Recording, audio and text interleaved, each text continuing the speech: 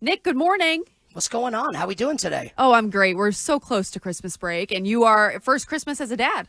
Yeah, first Christmas as a dad, which is really awesome. Trying to stay in the Christmas spirit despite all the work, so we're rocking the Christmas music every day in the house, which is awesome. So yeah, trying to get in the spirit. We love it. And Nick, your wife is Italian, right? Yes. Have you ever eaten tripe, or did they make tripe? Yeah. So the big joke with my in-law that I eat everything basically, and I love it. I've never had a bad meal. There are only two things that I don't like. I don't like, as they call it, stuffed galamad, which is like squid. I don't like that.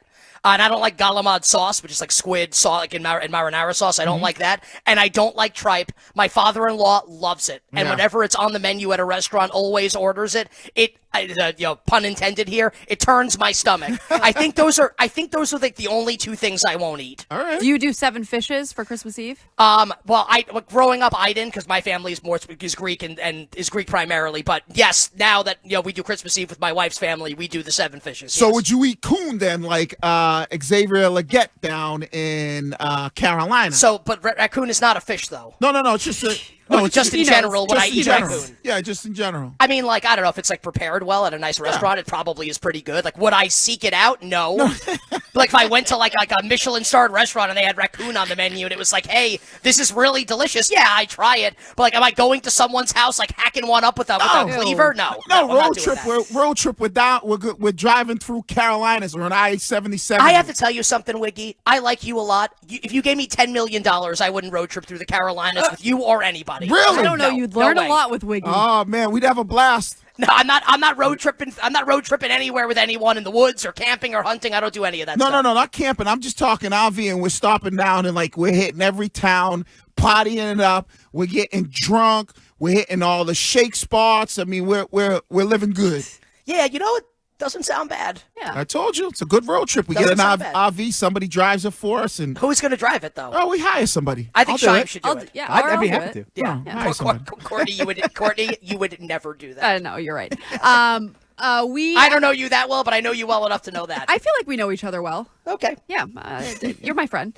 I'm going to bring up somebody that I heard you absolutely just demolished last Friday, but Curtis has his lock of the week. He's not in today. But so does it even matter then? Well, it does matter because he's been kind of hot when it comes to college football. Okay. So he's going Notre Dame tonight. Yeah, what's his number? He doesn't know that. I believe it's 7. Okay, yeah. So I bet 7.5 with Indiana, so it's like not the same bet. But yeah, we can go opposite each other for the purposes of this. But like worth noting, if Notre Dame wins by 7, I win and he pushes. But yeah, we can go oppo on this one. I like Indiana a little bit tonight, and I crushed him last week, right? Was that like 10-8 or 10-9 as far as boxing goes? Like that was like a second-round knockout. People will not stop talking about it. I need like a rare content replay or something where what got you so fired up? Well, I just think, I really think, and it's not just Boston sports fans, like New York sports, all sports fans are dumb in some way. The Boston sports fan that doesn't appreciate Bill Belichick, it's like offensive to me. Because, I am a Giants fan and I grew up and Bill was my defensive coordinator, but, Wiggy played for him. I love NFL history. Like, I love this stuff. People can tell, right? You might not like me, but you have to respect the fact, my sports knowledge. I've been watching sports religiously and obsessively for 35 years, since 1990. And I got the NFL encyclopedia for Christmas when I was 6. I read the whole thing. This is a true story. Thurman Thomas was on the cover. I read the whole thing front to back. Until you got to college, it sounds like. Well, maybe it was like late high school, but I'm not making the case that it was early here. But yeah, so I love this stuff, and it offends me a little bit that people are kind of crapping on Bill Belichick, especially Patriots fans. Like, have some gratitude, guys. Yeah. Like, what the hell's wrong with you? Yeah, he went off on him. So, Nick, let's kind of jump into this because I'm excited about it. The college football playoffs, you just kind of talked about a little bit Notre Dame and Indiana. And can you kind of talk about the other games? Is there a game you like more than others? Is there a game that you would stay away from? What's your feeling on the, especially, tonight and into Saturday? Yeah, so Indiana, I bet tonight plus 7.5. This is kind of like my working theory here, and I have no idea if it's going to be right. So, like, I'm not betting. So the first 3 games, I'm not betting a lot of money on. Like, I like all the NFL games this weekend better because, you know, like when we enter, you know, an NBA playoff or, you know, NFL playoffs, you know, we have years of data, like years of evidence that says like certain types of teams win and certain types of teams lose. This is the first year and the first data point that we've ever had this. Right? And like we've never had, you know, first round games, home, you know, college football playoff games. It's never happened before. So, you know, in the FCS, right? I don't know what that means. The college subdivision, whatever. It's like the Division II, basically, is what they used to call it, right? It used to be 1AA. 1AA, exactly. We usually see the home teams early on because they're home playoff games in Division 1AA or the FCS. They score tons of points and they usually win. Is that going to be what happens here? Or, you know, let's take a look at the 4 coaches here. And this is not a leading statement here. I'm not saying I have the answer. I don't have the answer. I think it's really interesting. Steve Sarkisian, Ryan Day, James Franklin, Marcus Freeman. Like, these are not coaches that have historically been great in big spots at covering big numbers. So the way that I'm going to choose to play this here, I'm going to have small bets on every underdog. And this is not me saying, like, I'm not saying this is great advice. Like, I'll give NFL picks, like the picks don't have to win, but I feel good about the bets I make. Like, these, I'm guessing here that I think that the overmatched head coaches are overvalued here, and I'm going to take the points with Indiana. I'm going to take the points with SMU. I'm going to take the points with Clemson, and the one that I actually really like is Tennessee tomorrow night against Ohio State. Now, we haven't seen Ohio State play a home game since they lost to Michigan a couple weeks ago. So, like, you know, what's going to happen if and when Tennessee takes an early lead in the game? Like, I'm not saying that Ohio State fans will turn on the team, but like, Biggie, you know how this goes, right? Yeah. Like that's it's going to be quiet. You're going to be expecting the worst. I think, and they already are trying to like fire the coach, and I think it's going to get really interesting if Tennessee jumps out to an early lead. So, do I think Ohio State's going to win? I do think the Buckeyes will win at the end, but plus 7.5, I'll take the points with the Vols tomorrow night. Again, this is my opinion. It does not have to be right how this is going to go. All 4 favorites can win. This is how I'm choosing to play it. All right, Kostos, I need help. I was duped, bamboozled, led astray, run amok, whatever you want to say.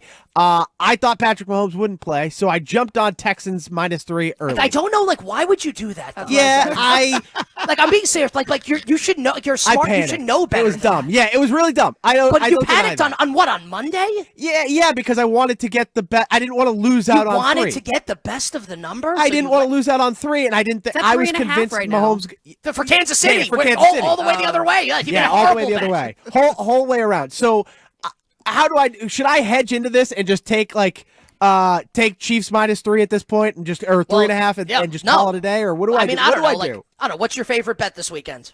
My favorite bet this weekend? A team that you think is going to win this weekend. The Baltimore Ravens. Ooh. Okay. Yeah, I would. Why don't you? Okay. Yeah, this doesn't have to win. I would moneyline parlay Baltimore and Kansas City. Okay. I think the Chiefs will win. I laid 3 with Kansas City because that's man, we gotta have you have my number. I was excited to bet against Carson Wentz. I'm sorry. But you didn't know that he was playing, though. You're right. And that again, hand up on me. I was an idiot. I don't deny that. Can I just no, because I think the audience will. I think they'll like this. You'll like this. Okay. So 3 there is what we call an in-between number. So when you see a number like that, because you have to, if Carson Wentz is going to play, Houston's more than a 3-point favorite, right? So if the number is 2.5, Houston -2.5, that's the betting market saying, like, we don't know what's happening here. Like, it's going to be more than 3 if Mahomes is out, and if Mahomes plays, it's going to swing all the way back the other way. Now, that's more shaded towards Mahomes not playing than playing, but even that's like when you see stuff like even in the NBA, like if Jason Tatum is questionable for a game and you see the Celtics are, let's say, 7.5 at home against like a middle of the road team in the Eastern Conference, that's an in-between number. And if Tatum plays, it's 12.5. And if he doesn't, it's like 3.5. Like, that's how that works, just to explain, like, why that number was what it was. Shine bet it like a virgin, and the first time in a strip club, he basically lost all his money in the first 30 seconds. Honestly, he bet it like a virgin who got the NFL encyclopedia for Christmas when he was 6 years old. So Nick, because I'm looking at, I'm looking to put my parlay together. Oh, yeah. Right? Yeah. Should I go, because you hit me to this, because I used to just do strictly money lines. But then you hit me to this. Should I jump on Pats with points? So I make my point spreads in the NFL. I don't claim to be Jimmy the Greek. I am Nick the Greek. I think my stuff's pretty good. It doesn't mean that it wins. Like, everyone loses. People can win also. I think 14 is probably about right. I did bet plus 14.5. I talked about it on my show on Monday, which, as Courtney said, and you can now watch on Peacock, everybody. How cool is that? Very cool. That's it is awesome. pretty cool. I bet 14.5 with the Patriots. I honestly think 14's okay.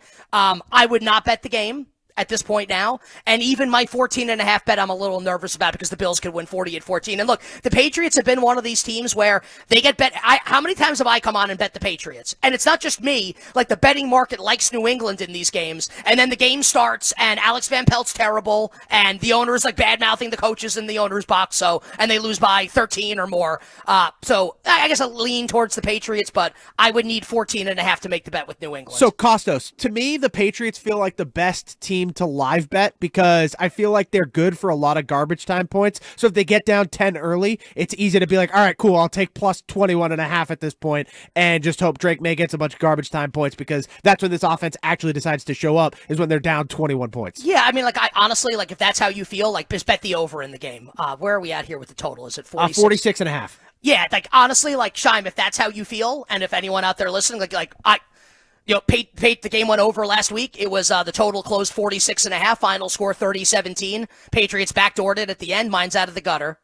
We're talking totals. So got to 47.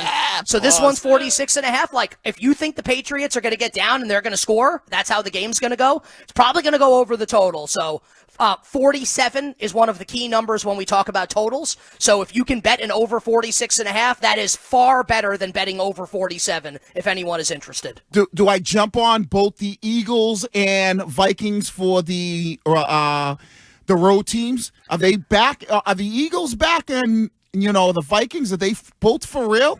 I like the Eagles against Washington. I think 3 is the number you want to lay. We're in between 3 and 3.5 right now. Like, I hate, because I don't know if like this goes over people's heads, but if you want to win your bets, like, this is the stuff that matters. If you like the Eagle, how about this? I'll phrase it like this. I like Philly. If you like Philly, find a -3 and bet -3. If you like Washington, bet plus 3.5, not plus 3. I also, Wiggy, I like the Vikings. It looked like yesterday this game was going to come off 3 and go down to 2.5. Geno Smith told the media he's playing on Sunday. So Geno's going to start. I would wait here. I don't think the point spread's ever going up. I think it can only go down, and if it goes down to Vikings 2.5 -2.5, I would lay the Vikings on Sunday on the road in Seattle. All right. Okay. Well, there you have it. I like that. I got to put my pile. I'm just going strictly money line. I'm going to go on that. Oh, and the last one for me, because I don't know if Pittsburgh. I'm going Pittsburgh this week. Are you going? Yeah. I went with Pittsburgh 1 week and they lost me a game. Yeah, I just don't. This is not a good It's okay. So they haven't lost me a game yet this season. Knock on wood. But I feel like doesn't I'm with matter, Shime. I feel like Baltimore is like, they're the team. okay, I bet Pittsburgh plus 6.5. Really? I think the margins are really fine here. I'll give like a really brief explanation. So last week I liked the Eagles, right, against Pittsburgh. And I don't know if I said it on this show, but like I talked about it all week. Pittsburgh not having George Pickens, they didn't have him 2 weeks ago against Cleveland. They got away with it because the Browns missed a couple field goals. Jameis threw some interceptions. Not having Pickens is a huge deal because he is their downfield passing attack. And then last week, everyone watched the game against the Eagles and was like, oh my God, like they can't do anything downfield without this guy. Now, Pickens was ruled out for this game yesterday, so he is out. And now I actually feel like last week, I feel like it was underreported. And now this week, I feel like too much is being made of it. The Steelers do have, and it doesn't have to work this way, but the Steelers have owned Lamar Jackson. Lamar, more often than not, he's on track to be a Hall of Famer, so don't confuse what I'm saying. But he shrinks more often than not in spots like this. Don't believe me. Just like put a microphone in front of his face with the camera, he'll tell you. It's one of the reasons we love him. He's so damn honest. And then you have this, right? In a game with a total of 45, Steelers and Ravens in December. It's going to be cold, obviously, right? Special teams, Wiggy, is special teams going to matter in this game? Yeah, special teams is going to be huge. Okay, so question for everybody, and this is going to sound like nuts, but it's the truth. Which kicker do you trust more in the game in the year of our Lord 2024? Chris Boswell or Justin Tucker? Boswell, it's not even close, It feels like. And Tucker's going to the Hall of Fame. So, but he's been so bad this year. Remember when these two teams played like 6 weeks ago? I bet the Ravens in that game in Pittsburgh. He missed 3 field goals in that game. Like, cost me, forget about them, cost me a bet, that jerk. I don't know how you can trust him here. So I'll take the 6.5 with the Steelers.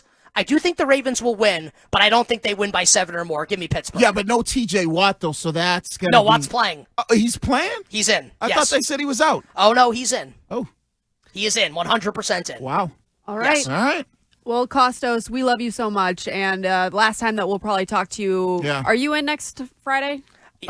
Yes. You. Yes. No, I'm not in. Okay, Yes, Shime. I am. Shime will be here, so you'll talk to Shime, but it'll be the last. Just Shime. Yeah, probably. just Shime. I think Great. I'll see you guys in 2 weeks. Yeah. I think it's me and Nick Fitzy Stevens. All right. I like Fitzy. We can do that. And I gotta go see Nick because Nick's Greek, and I love the Greeks because of the roast beef, sauce, and cheese. I told you it's a Greek thing up here. Yeah, we still haven't confirmed that. Hey, What is it? Yeah. The roast beef 3-way. The roast beef 3-way that's huge and Out of all the 3 ways out there, yes, that's the biggest. it's my second sexual entendre of the interview for those. And I don't care what anybody says. I've lived in Boston my whole life and have been around here. The Greeks brought us the roast beef sandwich, and it is the greatest thing in all of world history. Is the roast beef sub or the roast beef sandwich, sauce and cheese. I prefer it. Onion roll. This is the only 3-way that I don't like, but I do my sauce and cheese on an onion roll. Yeah, we Yeah, got to man. get Kostos to Boston because there's a lot of Greek restaurants, great Greek restaurants. And up he's got to here, try so- the roast beef. You never had that Greek roast beef? But what are you talking about? Yeah, man? he doesn't know. Oh man, Of course I know. What do you No, mean? not Wait, you. Greek roast beef. Of it's course, called man. the North Shore beef around here. I grew Wiggy. I grew up in Queens, man. It's like one of the Greek capitals of the United States of America. Of They course. do that down there. They got their version of the North Shore roast beef, the James River sauce and sauce with the cheese. I don't know much about the James River. All right, well, we're gonna have to get you. We have to send you one. I kayaked the Charles River once. Why? Yeah, Did you get, one like, of my best listeria? friends. One of my best friends went to Brandeis, so I used to come to Oh. Boston quite a bit. Yeah, Oh, okay. Interesting. Well, that is interesting. All right, thank you, Is Nick. it? Hope you have a Merry Christmas. it's not that interesting, right? No, it's not that interesting. It's not that. It's not that interesting. No. Okay. Merry Christmas, Nick. Do you want to wish us anything? Yes, a Merry Christmas and minimal sweats, winning bets, and the absolute very best of luck. All right, there he is, Nick Kostos.